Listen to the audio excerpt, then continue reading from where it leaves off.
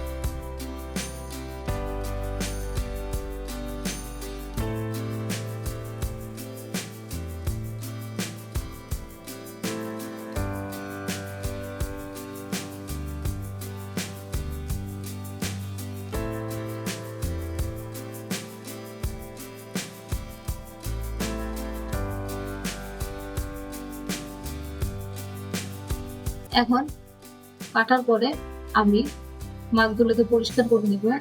পরিষ্কার পানি দিয়ে আমি ধুয়ে নিব। আপনারা দেখতেই পাচ্ছেন যে আমি মাছগুলোকে ধুয়ে নিচ্ছি।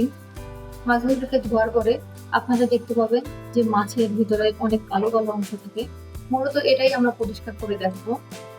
তো মাছের ভেতরের এই কালো কালো অংশগুলো দূর করার জন্য আমি কি করব, আমরা যে রেগুলার যে হাঁড়ি পাতি পরিষ্কার করি বা মাজি, যে মাজনিটা আছে ওইটা দিয়ে আমি শিং মাছগুলোকে জোরে জোরে ঘষবো।